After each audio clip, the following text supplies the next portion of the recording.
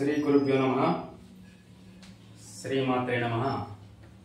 శ్రీ వేదగాయత్రి జ్యోతిష వేదికకు స్వాగతం, సుస్వాగతం. నా యొక్క ఛానల్ వీక్షిస్తున్న ప్రేక్షక మహాశయులందరికీ కూడా నమస్సుమాంజలి తెలియజేస్తున్నాను. నా యొక్క ఛానల్ని సాధారణంగా ఆహ్వానిస్తున్నటువంటి ప్రేక్షక మహాశయులందరికీ కూడా ధన్యవాదాలు. వేదిక పరమైనటువంటి పరాశర మహర్షి, భృగు మహర్షి లాంటి అనేక మహానుభావులు అందించినటువంటి ఈ జ్యోతిష్ శాస్త్రాన్ని మీ యొక్క ముందుకు తేవడానికి ఈ యొక్క ఛానల్ ద్వారా నేను చేస్తున్న కృషికి మీరు ఇచ్చిన సహకారం చాలా అభినందనీయం. సో ముందు కూడా మీ యొక్క కోఆపరేషన్ని ఈ విధంగా కొనసాగిస్తారని ఆశిస్తూ అందరూ కూడా ఈ యొక్క ఛానల్ వీక్షించండి, సబ్స్క్రైబ్ చేసుకోండి, లైక్స్ చేయండి, మీ యొక్క బంధుమిత్రుల గ్రూప్లో షేర్ చేయండి. సో ఈరోజు మనం గమనించినట్లయితే వివాహ పొంతన, మ్యారేజ్ మ్యాచింగ్ లేదా దాన్నే మ్యారేజ్ కంపాటిబిలిటీగా అంటాము. వివాహ పొంతన లేదా మ్యారేజ్ మ్యాచింగ్ లేదా దాన్ని మనం మ్యారేజ్ కంపాటిబిలిటీ అంటాము. అంటే ఇక్కడ వివాహం చేసుకొనదలుచుకున్నటువంటి వధూవరులు ఇద్దరు కూడా కలిసి దాంపత్య జీవితాన్ని సక్రమమైన మార్గంలో కొనసాగిస్తారా లేదా, ఆ దాంపత్య జీవితం అనేది నిండు నూరేళ్ళు వర్ధిల్లుతుందా, వారి మధ్య సఖ్యత, అండర్స్టాండింగ్ అనేది కరెక్ట్గా ఉంటుందా, ఈ అంశాలన్నింటినీ కూడా పరిగణలోకి తీసుకొని మనం ఇక్కడ ఇద్దరి జీవితాలను మనం ఇక్కడ కలపడానికి అవకాశం అనేది జ్యోతిష్ శాస్త్రం ద్వారా మనకు లభిస్తుంటుంది. ఎందుకంటే అమ్మాయి జాతకాన్ని, అబ్బాయి జాతకాన్ని తీసుకొని ఆ ఇద్దరు జాతకాల్లో ఉన్నటువంటి కొన్ని అంశాలను మనం ఇక్కడ బేరీజ్ వేసుకొని ఆ అంశాలలో వాళ్ళ మధ్య సంబంధం అనేది ఏర్పడితే సో యొక్క ఇద్దరి వ్యక్తులను మనము దంపతులుగా జత చేయవచ్చు అని జ్యోతిష్ శాస్త్రం మనకు చెప్తుంది. మరి ఏ అంశాలను మనం ఇక్కడ పరిగణలోకి తీసుకోవాలి ఆ యొక్క అమ్మాయి అబ్బాయి జాతకంలో? సో చూద్దాం. ఇక్కడ సాధారణంగా వివాహం అన్నప్పుడు జ్యోతిష్ శాస్త్రంలో సప్తమ స్థానాన్ని ప్రాథమిక స్థానంగా తీసుకుంటాము స్త్రీ పురుషులు ఇద్దరిలో. అదేవిధంగా స్త్రీలలో అష్టమ స్థానాన్ని కూడా పరిగణలోకి తీసుకుంటాం, మాంగళ్య స్థానంగా చెప్పుకుంటాం. ఈ సప్తమ అష్టమ స్థానాలతో పాటు కుటుంబ స్థానాన్ని, రెండవ స్థానాన్ని, తర్వాత నెక్స్ట్ పంచమ స్థానాన్ని, తర్వాత ఐదవ స్థానాన్ని, పంచమ స్థానాన్ని, తర్వాత 12వ స్థానాన్ని. ఓకేనా?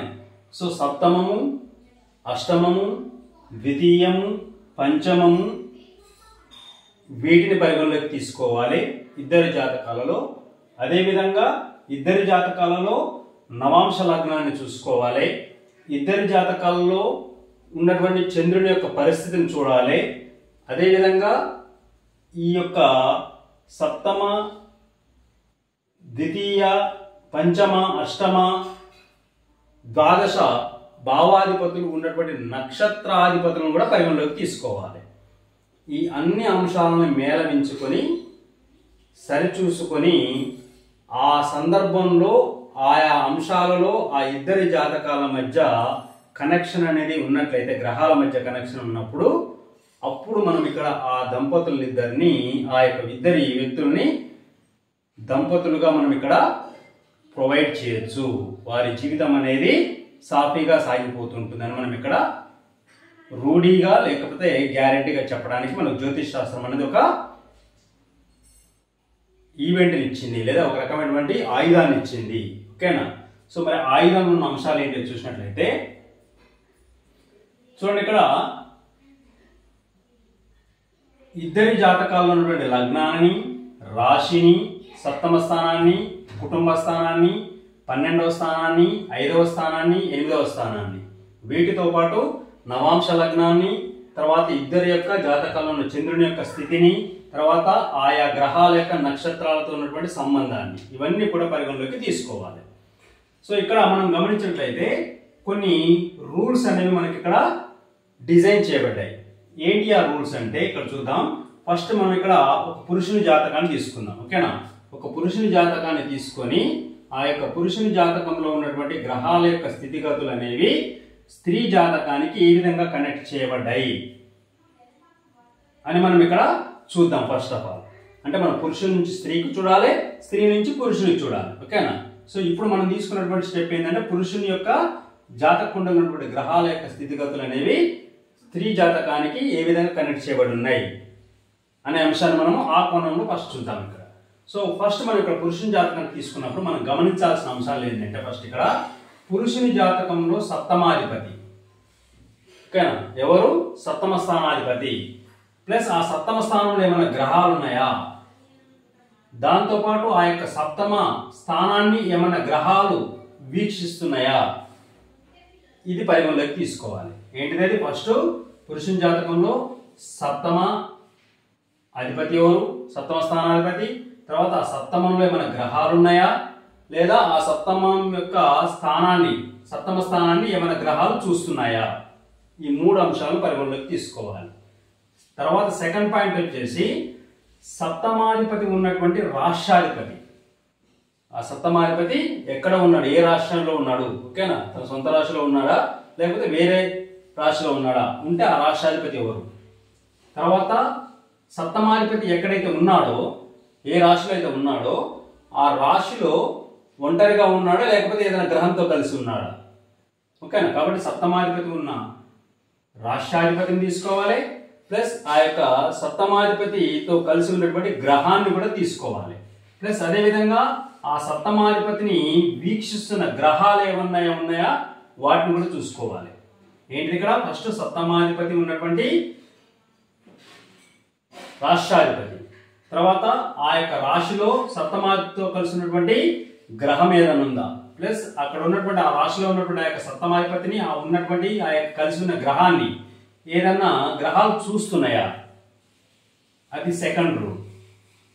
థర్డ్ రూల్ వచ్చేసి సప్తమాధిపతి ఉన్నటువంటి D9 లార్డ్, అంటే నవాంశలో లగ్నాత్ సప్తమాధిపతి ఉన్నటువంటి గ్రహము నవాంశలో ఎక్కడ ఉంది, ఏ రాశిలో ఉంది, ఆ రాష్ట్రాధిపతి ఎవరు, దాని పరిగణలోకి తీసుకోవాలి.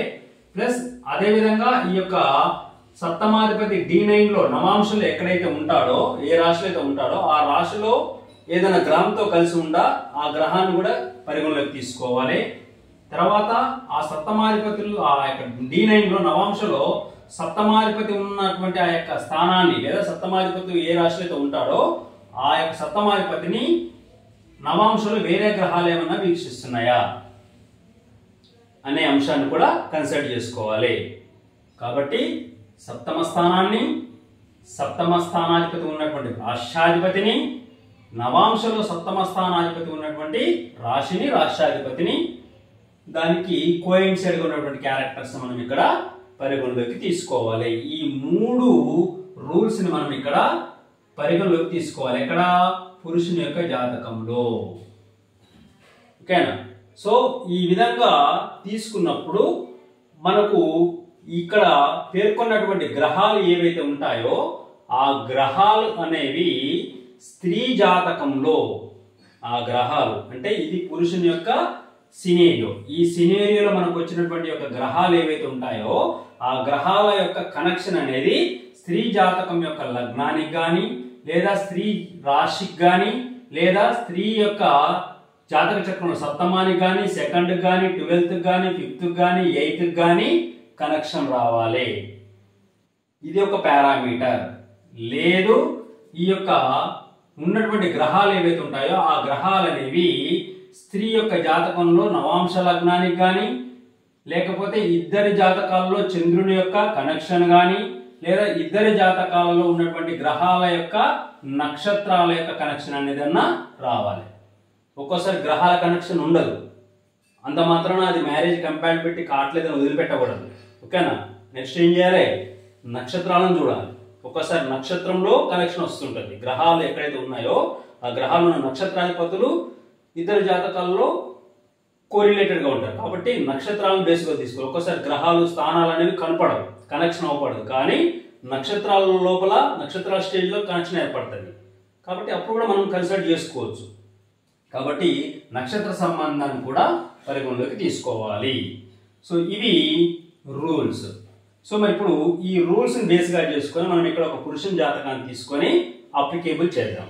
చూడండి, ఇక్కడ ఇది ఒక పురుషుని జాతకం, మిథున లగ్నం. మిథున లగ్నానికి లగ్నాధిపతి బుధుడు వచ్చేసి ఇక్కడ దశమంలో ఉన్నాడు. దశమంలో ఎవరిక్కడ? శుక్రునితో ఉన్నాడు. చూడండి, ఇక్కడ ఇంకొకటి సప్తమ స్థానము, కుటుంబ స్థానము, వ్యయస్థానము, పంచమ స్థానము, అష్టమ స్థానంతో పాటు ఖచ్చితంగా మనం ఇద్దరి జాతకాల్లో శుక్రుని యొక్క కండిషన్ కూడా చూసుకోవాలి. ఎందుకు? శుక్రుడు వివాహ కారకుడు, అర్థమైందా? కలత్ర కారకుడు. కాబట్టి శుక్రుని యొక్క పొజిషన్ కూడా కన్సిడర్ చేసుకోవాలి. సో ఇక్కడ మనం గమనించినట్లయితే ఇది పురుషుని జాతకం. ఈ పురుషుని యొక్క జాతకంలో సప్తమాధిపతి ఎవరు? ఇక్కడ గురువు. కుటుంబాధిపతి ఎవరు? చంద్రుడు. పంచమాధిపతి ఎవరు? శుక్రుడు. పంచమాధిపతి ఎవరు? ఇక్కడ శుక్రుడు. వ్యయాధిపతి ఎవరు? ఇక్కడ శుక్రుడు. పంచమ వ్యయాధిపతి శుక్రుడు, లగ్నాధిపతి బుధుడు, సప్తమాధిపతి ఎవరు? ఇక్కడ గురువు. ఓకేనా? సో కాబట్టి మనం ఇక్కడ బుధుణ్ణి, చంద్రుణ్ణి, శుక్రుణ్ణి, గురువుని, ఈ 4 గ్రహాలని 5 గ్రహాలను కూడా మనం కన్సిడర్ చేసుకోవాలి. చూద్దాం, ఇక్కడ ఇచ్చినటువంటి రూల్స్ని ఈ యొక్క ప్లానెట్స్ మనం ఇక్కడ అప్లికేబుల్ చేసినట్లయితే చూడండి, ఇక్కడ ఫస్ట్ ఏంటిది? ఇక్కడ పురుషుని జాతకంలో సప్తమాధిపతి ఎవరు? పురుషుని జాతకంలో సప్తమాధిపతి మీన లగ్నానికి సప్తమ స్థానం ఏమవుతుంది? ధనస్సు అవుతుంది. ధనస్సు రాష్ట్రాధిపతి ఎవరు? గురువు. ఓకేనా? సో గురువుని తీసుకున్నాను. నెక్స్ట్ సప్తమంలోని గ్రహాలు. ఇక్కడ సప్తమంలో ఏమైనా గ్రహాలు ఉన్నాయా? ఏం లేవు. కాబట్టి నిల్, 0. లేదా సప్తమాన్ని వీక్షిస్తున్నటువంటి గ్రహాలు ఏమైనా ఉన్నాయంటే అవి కూడా ఏం లేవు. సప్తమాన్ని ఏ గ్రహాలు కూడా, అంటే యొక్క సప్తమ స్థానంలో ఏ గ్రహం లేదు, సప్తమ స్థానాన్ని ఏ గ్రహం కూడా వీక్షిస్తలేదు. కాబట్టి అది కూడా 0. ఓకేనా? ఫస్ట్ రూల్ అనేది అప్లికేబుల్ చేశాం. సెకండ్ రూల్కి రండి. సప్తమాధిపతి ఉన్నటువంటి రాష్ట్రాధిపతి.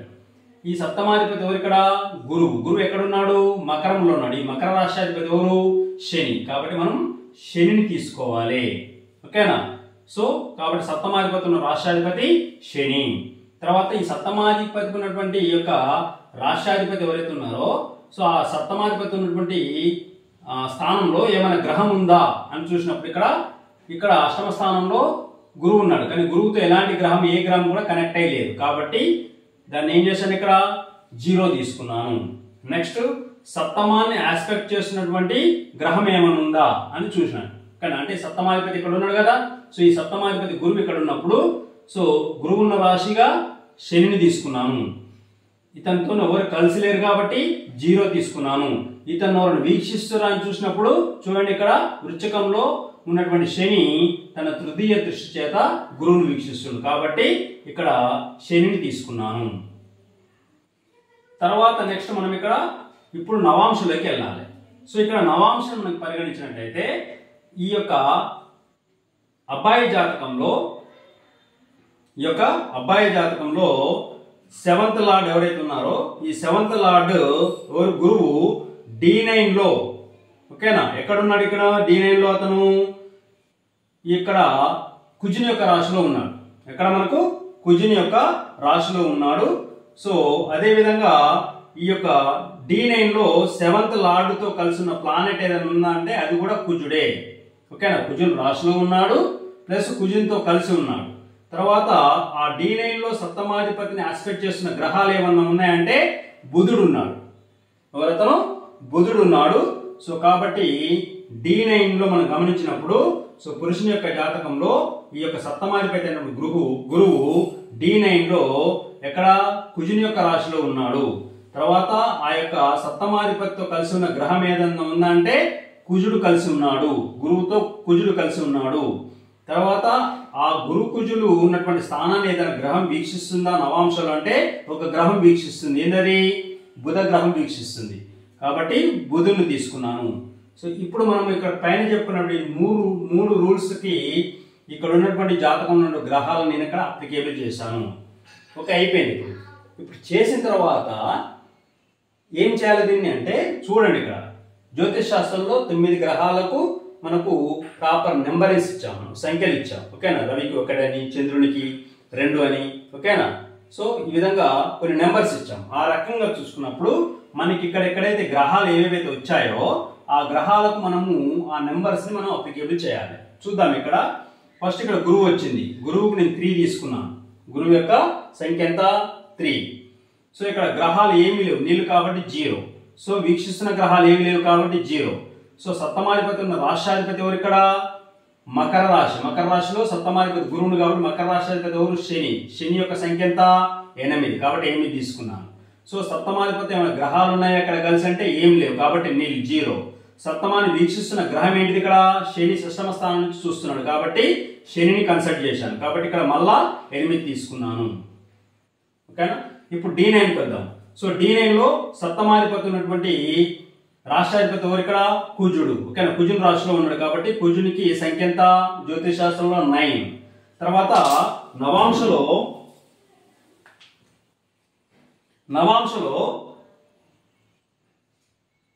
ఈ యొక్క సప్తమాధిపతితో ఉన్నటువంటి గ్రహం ఏదైనా ఉందంటే అది కూడా ఎవరు? కుజుడే ఉన్నాడు. కాబట్టి గురువు కుజుని రాశిలో ఉన్నాడు, కుజునితో కలిసి ఉన్నాడు కాబట్టి మళ్ళీ ఏం చేశాను? మళ్ళా 9 తీసుకున్నాను. తర్వాత ఈ యొక్క D9 లో ఈ సప్తమ లార్డ్ అంటే గురువు ఎక్కడ? కుజునితో కలిసి కుజుని యొక్క రాశిలో ఉన్నాడు. ఆ కుజుని రాశిలో ఉన్నటువంటి యొక్క గురువుని ఏమైనా గ్రహం చూస్తుందంటే బుధుడు వీక్షిస్తుంది. ఓకేనా. కాబట్టి బుధుడిని తీసుకున్నాను. బుధుని యొక్క సంఖ్య ఎంత? 5. కాబట్టి గురువు వచ్చిండు 3 సంఖ్య, శని వచ్చాడు 8 సంఖ్య, అగైన్ మళ్ళా శని వచ్చాడు 8 సంఖ్య, కుజుడు 2 సార్లు వచ్చాడు 9 తీసుకున్నాను, బుధుడు ఒకసారి వచ్చాడు 5 తీసుకున్నాను. సో ఇప్పుడు ఈ వచ్చినటువంటి యొక్క సంఖ్యను మనం ఏం చేయాలంటే అడిషన్ చేసుకోవాలి. కాబట్టి 3 + 0 + 8 + 0 + 8 9 + 9 + 9 5. సో ఇవన్నిటిని మనము అడిషన్ చేస్తే మనకు ఫైనల్ వచ్చే సంఖ్య అయితే ఇక్కడ 42 వస్తుంది. మళ్ళీ ఈ యొక్క 42ని మళ్ళీ ఏం చేయాలి? మనము ఇక్కడ మళ్ళీ యాడ్ చేసుకోవాలి. అంటే సింగిల్ డిజిట్ వచ్చేదాకా దాన్ని యాడ్ చేసుకుంటూ వెళ్ళాలి. అర్థమైంది. కాబట్టి ఇక్కడ 42 వచ్చింది. ఈ 42ని మళ్ళా అడిషన్ చేస్తే ఎంత వస్తుంది? 6 వస్తుంది. ఓకేనా. సో 6వ గ్రహం ఏంటిది మరి? అది జ్యోతిష్ శాస్త్రంలో శుక్రుడు. ఎవరైనా 6వ గ్రహము శుక్రుడు. రవి 1, చంద్రుడు 2, గురువు 3, రాహు 4, శుక్రుడు 6, బుధుడు 5, కేతు 7, శని 8, కుజుడు 9. సో ఇవి గ్రహాలకి ఇవ్వబడినటువంటి రెస్పెక్టివ్ నెంబర్స్ అవి. సో ఇక్కడ వచ్చినటువంటి సంఖ్య ఎంత? 6. 6వ గ్రహం ఏంటిది? ఇక్కడ శుక్రుడు. అంటే ఈ పురుషుని యొక్క జాతకంలో మనం ఈ యొక్క విధానం ద్వారా చేసినప్పుడు ఫైనల్ గా మనకు వచ్చినటువంటి గ్రహం ఏంటిదంటే శుక్రుడు. ఈ శుక్ర గ్రహానికి అమ్మాయి జాతకంలో వివాహ స్థానాలతోటి సంబంధం ఏర్పడాలి. అది రూల్.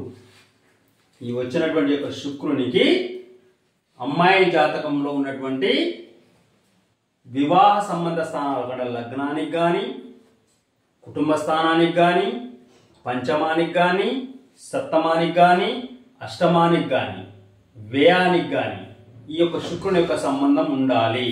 లేదా D9 లో ఉన్న ఈ యొక్క శుక్రుని సంబంధం అనేది ఉండాలి. అలా ఉంటే మనము వారిద్దరికి మ్యారేజ్ అనేది కంపాటిబిలిటీ కుదురుతుందని చెప్పొచ్చు. చూద్దాం ఒకసారి ఇక్కడ ఈ యొక్క వచ్చినటువంటి శుక్రుని మనం ఇక్కడ అప్లికేబుల్ చేసి చూద్దాం ఉన్నదా లేదా. ఇక్కడ చూసినట్లయితే అమ్మాయి యొక్క చార్ట్ ఇక్కడ నేనేం వేయలేదు, కానీ అమ్మాయి యొక్క D1 అంటే లగ్నాధిపతి వచ్చేసి మనకి ఇక్కడ కన్యా లగ్నం అవుతుంది అమ్మాయిది. ఓకేనా. కన్యా లగ్నం అధిపతి ఎవరు? ఇక్కడ బుధుడు. ఎవరు? ఇక్కడ కన్యా లగ్నాధిపతి బుధుడు. సో ఈ బుధుడు గమనించినట్లయితే మనకి ఇక్కడ నవగ్రహాల్లో మనం ఇక్కడ మిత్రగ్రహాలు ఉంటాయి, శత్రుగ్రహాలు ఉంటాయి. ఏంటి మిత్రగ్రహాలు? బుధుడు, శుక్రుడు, శని, రాహు మిత్రగ్రహాలు. తర్వాత రవి, కుజుడు, గురుడు, తర్వాత చంద్రుడు, కేతువు ఇవి మిత్రగ్రహాలు. ఓకేనా. కాబట్టి ఇక్కడ గమనించినట్లయితే చూడండి, ఇక్కడ అమ్మాయి యొక్క జాతకంలో జన్మ లగ్నం అధిపతి ఎవరంటే ఇక్కడ బుధుడు. కన్యా లగ్నం అయింది. ఆ కన్యా రాష్ట్రాధిపతి ఎవరు? ఇక్కడ బుధుడు. ఈ బుధుడు ఎవరికి ఫ్రెండ్? శుక్రుడికి ఫ్రెండ్. అంటే అమ్మాయి యొక్క లగ్నం అనేది అబ్బాయి యొక్క కౌంటింగ్ లో వచ్చినటువంటి శుక్రుడితో సంబంధం ఉన్నది. అంటే ఇద్దరు కూడా మిత్రగ్రహాలు. First positive point. నెక్స్ట్ వచ్చేసి ఈ శుక్రుడు ఈ అమ్మాయి జాతకంలో ఎక్కడ ఉన్నాడు అంటే 12th హౌస్ లో ఉన్నాడు. అంటే కన్యా లగ్నం 12th హౌస్ ఏమవుతుంది? సింహం అవుతుంది. ఆ యొక్క సింహ రాశిలో ఈ యొక్క శుక్రుడు అమ్మాయి యొక్క జాతకంలో పొజిట్ అయి ఉన్నాడు. అంటే శుక్రునికి దేనితో కనెక్ట్ వచ్చింది? 12th హౌస్ తో కనెక్ట్ వచ్చేసింది. మనం ఇంతకుముందు చెప్పుకున్న రూల్స్ ప్రకారము. తర్వాత ఈ యొక్క అమ్మాయి జాతకంలో ఈ శుక్రుడు ఉన్నటువంటి స్టార్ లార్డ్, ఓకేనా? ఈ శుక్రుడు ఎవరు స్టార్ లార్డ్ లో ఉన్నాడు? ఇక్కడ కేతు స్టార్ లార్డ్ లో ఉన్నాడు. ఎక్కడ? అమ్మాయి జాతకంలో. అమ్మాయి జాతకంలో ఈ శుక్రుడు ఎక్కడ? ఈ యొక్క సింహంలో ఉన్నాడు. ఈ సింహంలో మకా నక్షత్రం ఉంటుంది. మకా నక్షత్రంలో ఈ యొక్క శుక్రుడు అనేవాడు పొజిట్ అయి ఉన్నాడు. కాబట్టి ఈ శుక్రుడు ఉన్నటువంటి స్టార్ లార్డ్ వచ్చేసి కేతువు, ఓకేనా? సో ఈ కేతువును మనం గమనించినప్పుడు ఈ కేతువు చూడండి ఒకసారి అబ్బాయి యొక్క జాతకంలో పంచమ స్థానంలో ఉన్నాడు. ఎక్కడున్నాడు? పంచమ స్థానంలో ఉన్నాడు. పంచమం ఏమని చెప్తుంది? రుణానుబంధం. ఏం చెప్తుంది అది?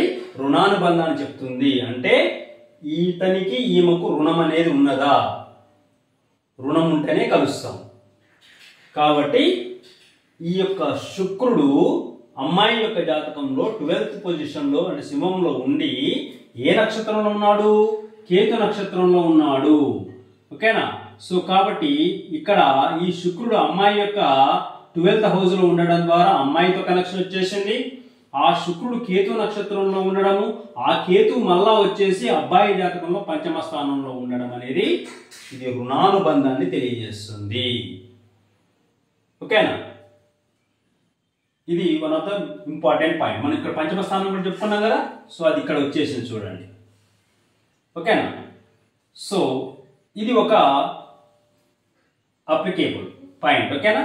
సో దీని తర్వాత మనం గమనించినప్పుడు ఈ శుక్రుడికి మనకు D9 కూడా చూసుకోవాలని చెప్పాను కదా, నవాంశ లగ్నం కూడా చూసుకోవాలని చెప్పాను, ఓకేనా? సో ఇప్పుడు ఈ అబ్బాయి జాతకంలో మనం ఈ విధంగా చేసినప్పుడు ఫైనల్గా వచ్చిన గ్రహం శుక్రగ్రహము.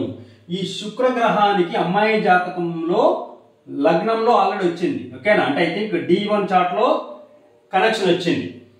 మరి ఇదే కనెక్షన్ మనకు D9 లో కూడా రావాలి, వస్తుంది కూడా, ఓకేనా? చూద్దాం ఎట్లా. ఈ శుక్రుడు చూసినట్లయితే అమ్మాయి యొక్క D9 లగ్నం వచ్చేసి వృషభం అయింది, ఓకేనా? అమ్మాయి యొక్క లగ్నం D9 యొక్క నవాంశ లగ్నం ఏమైంది? అమ్మాయి జాతకంలో వృషభం అయింది. వృషభం ఎవరి రాశి? శుక్రుని రాశి. ఈ శుక్రునికి అమ్మాయి యొక్క D9 కనెక్షన్ వచ్చిందా లేదా? వచ్చింది, ఓకేనా? సో తర్వాత ఈ యొక్క అమ్మాయి యొక్క D1 లో అమ్మాయి యొక్క D1 లో ఎవరు ఇక్కడ? అమ్మాయి యొక్క జన్మలగ్నం ఏమని చెప్పాను? కన్యా లగ్నం అని చెప్పాను. కన్యా లగ్నానికి కుటుంబాధిపతి ఎవరు? శుక్రుడు, ఓకేనా? ఈ శుక్రుడు ఏమైంది ఇక్కడ? ఈ శుక్రుడు ఎవరు ఇక్కడ? ఈ యొక్క అమ్మాయి యొక్క జన్మలగ్నంలో కుటుంబాధిపతి అయ్యిండు. కాబట్టి ఈ శుక్రునికి D9 లార్డ్ అయ్యిండు. తర్వాత ఇక్కడ ఎవరైండ్రు?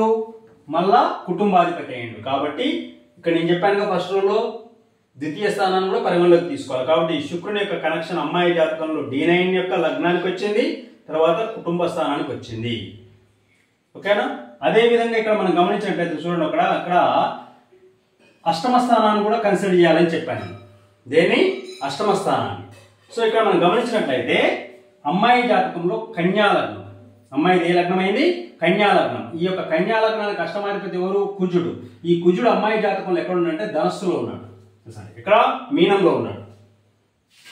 అమ్మాయి యొక్క జాతకంలో జన్మలగ్నంలో కన్యా లగ్నం అయింది. ఆ కన్యా లగ్నానికి అష్టమాధిపతి కుజుడు ఎక్కడున్నాడు? అమ్మాయి జాతకంలో మీనంలో ఉన్నాడు. మీనంలో ఉండి ఏమైనాడు? అతను వక్రీ చెందాడు, అంటే వక్రత్వం చెందాడు, రిట్రో అయ్యాడు. రిట్రో ఉన్న గ్రహం ఏం చేస్తుంది? వెనకకు చూస్తుంది.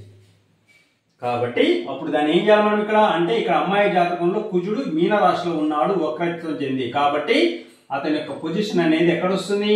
కుంభంలో వస్తుంది. ఈ కుంభంలో ఉన్నటువంటి యొక్క కుజుడు ఈ యొక్క అమ్మాయి జాతకంలో జన్మలగ్నంలో శుక్రుడు ఇక్కడ ఉందని చెప్పాను. కాబట్టి కుజుడు శుక్రుడిని సప్తమ దృష్టితో చూస్తున్నాడు. ఓకే, కాబట్టి ఇక్కడ ఏమైంది? ఈ శుక్రునికి అమ్మాయి జాతకంలో ఉన్నటువంటి మాంగళ్యాధిపతి అయినటువంటి కుజునికి సంబంధం వచ్చింది. మాంగళ్యాధిపతి ఆయనే, మాంగళ్య కారకుడు కూడా ఆయనే. కాబట్టి ఈ అమ్మాయి జాతకంలో మాంగళ్య కారకుడు మాంగళ్యాధిపతి అయినటువంటి కుజుడు సప్తమంలో అంటే ఇక్కడ మనకు ధనస్సులో ఒకసారి మీనంలో వక్రత్వం చెంది ఉన్నాడు. అంటే వక్రత్వం చెందిన గ్రహం ఏం చేస్తుంది, వెనకకు చూస్తుంది. అంటే ఇక్కడ ఉన్నాడు మనం చూసుకోవాలి. ఇక్కడ నుంచి ఏం చేస్తున్నాడు అతను, ఈ యొక్క సింహాన్ని చూస్తున్నాడు. ఈ యొక్క సింహంలో ఎవరున్నారు, అమ్మాయి లగ్నంలో అమ్మాయి యొక్క జాతకంలో శుక్రుడు ఉన్నాడు. కాబట్టి కుజునికి శుక్రునికి మధ్య కనెక్షన్ వచ్చేసింది. అంటే శుక్రుని యొక్క కనెక్షన్ ఎక్కడికి వచ్చింది, D9 లగ్నానికి వచ్చింది, సెకండ్ హౌస్కి వచ్చింది అమ్మాయి యొక్క జన్మలగ్నంలో. అదే విధంగా ఆ యొక్క అమ్మాయి యొక్క మాంగళ్య స్థానానికి మాంగళ్యాధిపతికి కూడా సంబంధం వచ్చింది. ఓకేనా? కాబట్టి శుక్రునికి మాంగళ్య స్థానానికి కనెక్షన్ వచ్చింది. సో ఇది ఒక పాజిటివ్ పాయింట్. ఓకేనా? తర్వాత మనం ఇక్కడ బేసిక్ గా మనం మ్యారేజ్ అన్నప్పుడు మనం చూసుకోవాల్సిన అవసరం ఏంటంటే జనరల్ గా మనం అండర్స్టాండింగ్ అనేది ఉండాలి. ఫస్ట్ బేసిక్ పాయింట్ అది. సరే, ఇవన్నీ కూడా అవసరమే. బట్ ఫస్ట్ ప్రయారిటీ ఏంటి, మనం ఇక్కడ బేసిక్ గా ఇద్దరు మనుషులు కలవాలి. అంటే ఫస్ట్ పరస్పర అవగాహన ఉంటే సరే మిగతా ప్రాబ్లమ్స్ ఏమున్నా కూడా వాటిని వాళ్ళు టోలరేట్ చేసుకుంటారు. అంటే సమన్వయంతో వాళ్ళు ముందుకు వెళ్ళిపోతారు. ఏమన్నా ఏది మిస్కన్వీనియన్స్ వచ్చినా కానీ అసలు ఆ యొక్క మనుషులే కలవలేదు అనుకోండి, ఏమైతుంది, చిన్న చిన్న విషయాలకు కూడా వాళ్ళు సర్దుబాటు కాలేరు. ఫస్ట్ సర్దుబాటు అయితే రిమైనింగ్ ఏమైనా ఆస్పెక్ట్స్ ఉన్నా కూడా వాటిని కొంతవరకు మ్యానిపులేషన్ చేయొచ్చు. కానీ ఇక్కడ ఆ మానసిక అవగాహన సరిగ్గా లేనప్పుడు, ఇద్దరి మధ్య అండర్స్టాండింగ్ సరిగ్గా లేనప్పుడు ఇంకా మనకు ఎన్ని ఇవన్నీ ఉన్నా కూడా ఇవన్నీ దండగే. అర్థమైందా? అంటే నిత్యం కొట్లాడ, నిత్యం ఫైటింగ్ ఉంటుంది. ఆ యొక్క దాంపత్యంలో ఒక రకమైనటువంటి హార్మోని, ఒక సంతోషం అనేది ఉండదు. మరి ఫస్ట్ మనకు కావాల్సింది హార్మోని ఉండాలి కదా, సంతోషం ఉండాలి కదా. కాబట్టి మరి అది ఉందా చూడాలంటే ఇద్దరి జాతకాలలో చంద్రుని యొక్క పరిస్థితిని చూడాలి. ఒకసారి ఆ యాంగిల్ మనం గమనిద్దాం. ఇక్కడ చూడండి, అమ్మాయి యొక్క జాతకంలో, అమ్మాయి జాతకంలో జన్మలగ్నం ఏమని చెప్పాను, కన్యా అని చెప్పాను. కన్యా లగ్నానికి సప్తమాధిపతి ఎవరు, గురువు. ఆ గురువు వచ్చేసి మనకి ఇక్కడ అమ్మాయి జాతకంలో ఎక్కడంటే అతను రోహిణి నక్షత్రంలో ఉన్నాడు.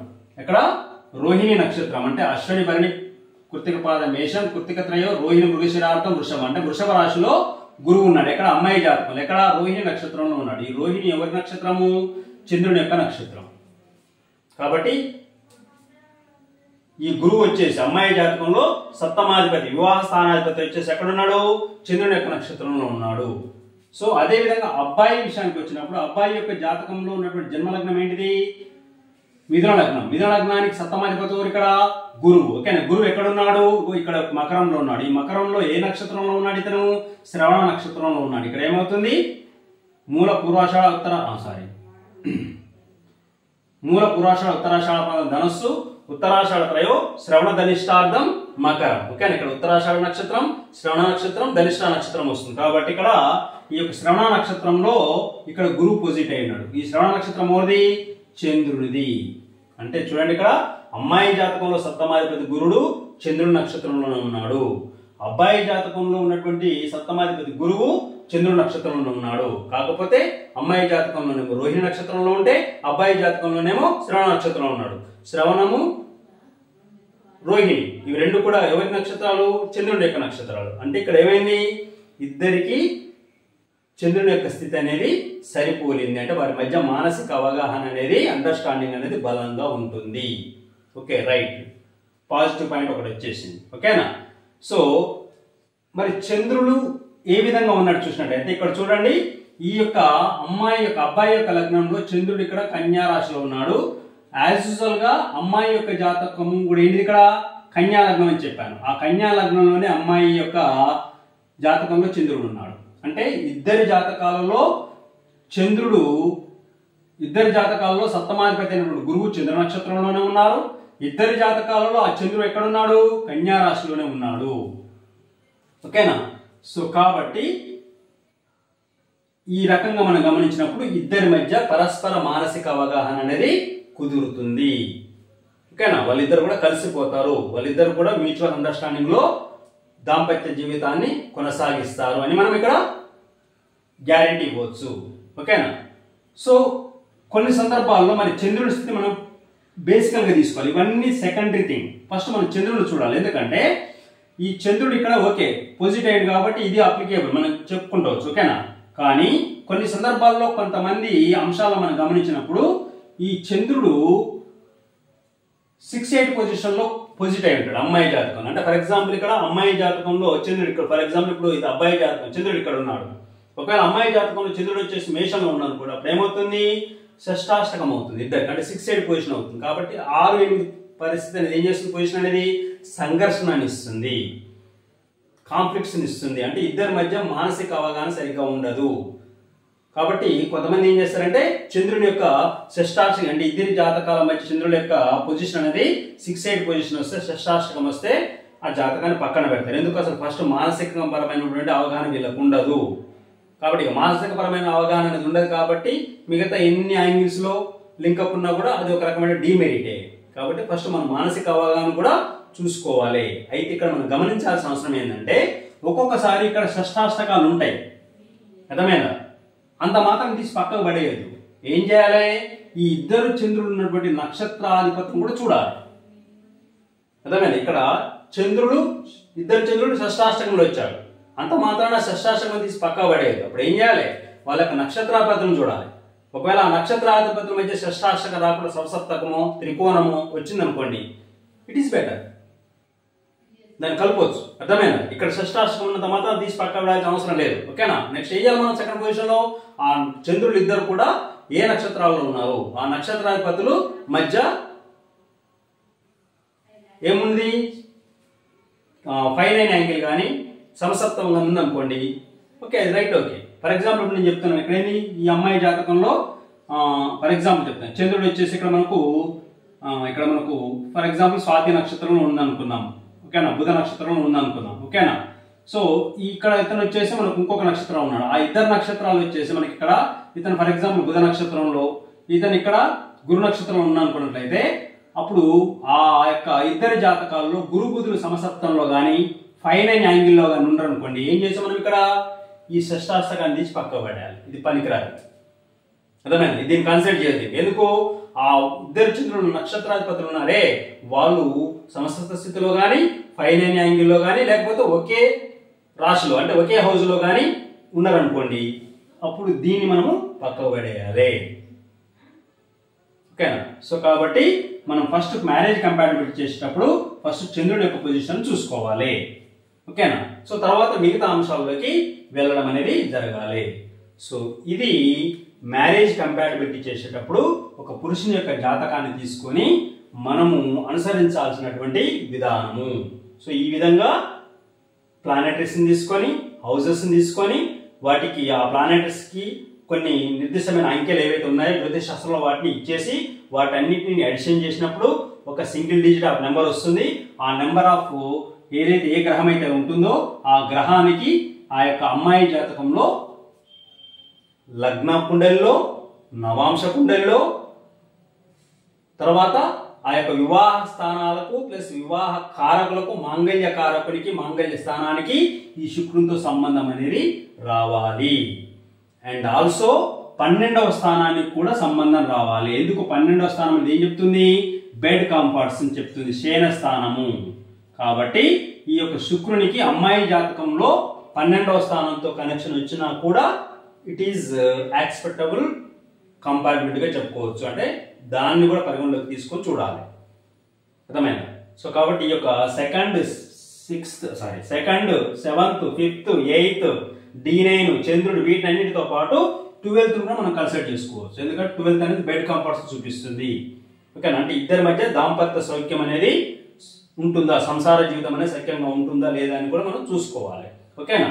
సో కాబట్టి 12th హౌస్ ని కూడా మనం ఇక్కడ కన్సిడర్ చేసుకోవాలి.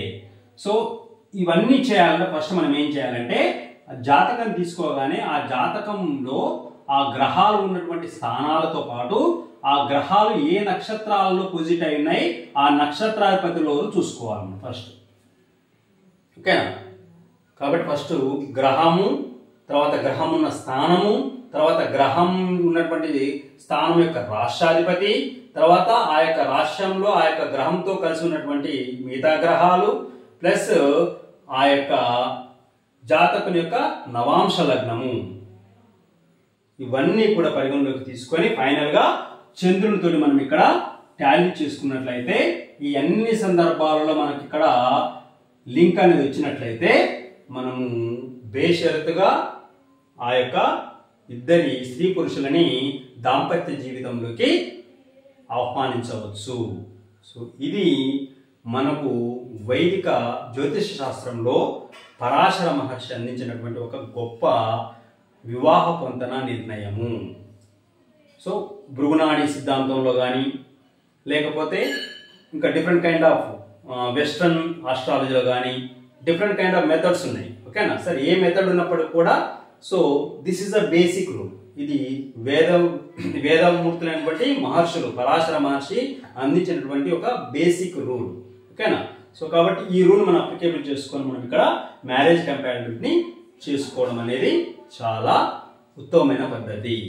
కాబట్టి ఎవరైతే వివాహ పొంతన ద్వారా వివాహ బంధంలోకి వెళ్ళాలనుకుంటున్నారో సో ఆ యొక్క అమ్మాయి కానీ అబ్బాయి కానీ సో మీకు అవకాశం ఉంటే ఇద్దరి జాతకాలకు సంబంధించినటువంటి డేట్ ఆఫ్ బర్త్స్ పర్టికులర్గా క్లియర్గా పర్ఫెక్ట్గా ఉంటే ఓకేనా మీరు మ్యారేజ్ కంపాటబిలిటీ చేసుకొని ఆ యొక్క వివాహ బంధంలోకి ఆహ్వానించవచ్చు. ఓకేనా. సో ఇది ఏంటంటే ఒక వన్ ఆఫ్ ద టూల్, ఇది ఒక మనకున్నటువంటి ఒక ఆయుధం. ఈ ఆయుధాన్ని మనం సక్రమంగా ఉపయోగించుకుంటే మనం సరైనటువంటి జంటలని దాంపత్య జీవనంగా ఆహ్వానించడానికి అవకాశం ఉంటుంది. ఓకేనా. సో ఇది వైదిక జ్యోతిష్ శాస్త్రంలో ఉన్నటువంటి పరాశర మహర్షి అందించినటువంటి ఒక రూల్. జస్ట్ ఇది పురుషుని యొక్క జాతకాన్ని బేస్గా చేసుకొని చెప్పాను. నెక్స్ట్ ఇంకో మెథడ్ ఏముంటుంది, స్త్రీ జాతకాన్ని చేసుకొని కూడా చూసుకోవాలి. అంటే ఇప్పుడు పురుషుని జాతకంలో ఉన్నటువంటి గ్రహము స్త్రీ జాతకానికి అప్లికేబుల్ అయిందా లేదా చూశాను. ఎట్ ది సేమ్ టైం అదేవిధంగా స్త్రీ జాతక కుండలు తీసుకొని ఒక గ్రహం వస్తుంది, ఆ గ్రహాన్ని మళ్ళీ ఎక్కడ చేయాలి, పురుషుని యొక్క జాతక కుండలతో కనెక్ట్ చేసి చూడాలి. సో ఆ రెండు సందర్భాల్లో కనెక్షన్ వస్తే ఆటోమేటిక్గా అది సక్సెస్ఫుల్ కంపాటబిలిటీగా మనము కన్సిడర్ చేయొచ్చు. సో అందరికీ కూడా మరొకసారి ధన్యవాదాలు తెలియజేస్తున్నాను. నేను చెప్పిన విషయం అనేది అందరికీ కూడా అవగతమైంది అనుకుంటాను. సో ఒకవేళ ఏమన్నా కన్ఫ్యూజన్ ఉన్నట్లయితే మరొకసారి మళ్ళా 1-2 సార్లు వీడియోని కంప్లీట్గా చూడండి. చూసి నేను చెప్పిన విషయాలని అండర్స్టాండ్ చేసుకోండి. సో కన్ఫ్యూజన్ అనేది క్లియర్ అవుతుంటుంది. కాబట్టి 1-2 సార్లు లేదా 2-3 సార్లు వీడియోని వీక్షించండి ఫర్ యువర్ క్లారిటీ. ఓకేనా. సో ఆ విధంగా క్లారిటీ వస్తుంది. క్లారిటీ వచ్చిన తర్వాత కాన్సెప్ట్ అనేది అర్థమవుతుంటుంది. సో అందరూ కూడా ఈ యొక్క ఛానల్ని వీక్షించండి, ఆదరించండి. ఫస్ట్ ఆఫ్ ఆల్ ఈ యొక్క ఛానల్ని సబ్స్క్రైబ్ చేసుకోండి, లైక్ చేయండి. లైక్ చేస్తే ఈ యొక్క ఛానల్ అనేది చాలా మందికి చేరువవుతుంది. కాబట్టి సో అనేక మంది ఈ యొక్క అంశాన్ని తెలుసుకోవడానికి మీ యొక్క లైక్స్ అనేవి అవకాశం ఇస్తుంటాయి. కాబట్టి అందరూ కూడా మర్చిపోకుండా లైక్ చేయండి, సబ్స్క్రైబ్ చేసుకోండి, షేర్ చేయండి. Thank you one and all.